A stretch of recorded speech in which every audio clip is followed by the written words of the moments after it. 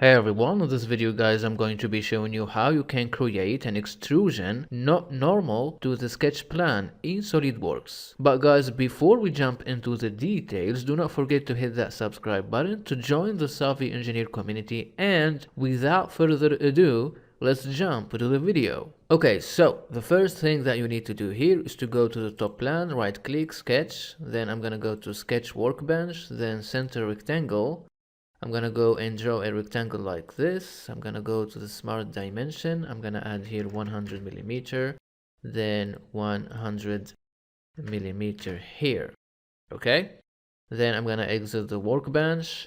Then I'm gonna go to the front plan, right click, then sketch, then right click normal 2. Okay, then I'm gonna click on this line. I'm gonna draw a line like this.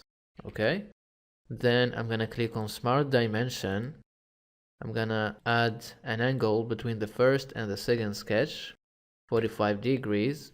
Then click OK. Then I'm gonna exit the workbench. Okay, then now I'm gonna go to features, then extruded boss or base.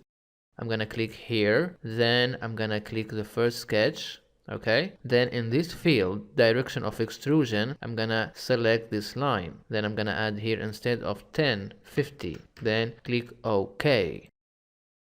Then as you can see here on the screen, this is how you can create an extrusion not normal to the sketch plan in SolidWorks. Thanks for watching.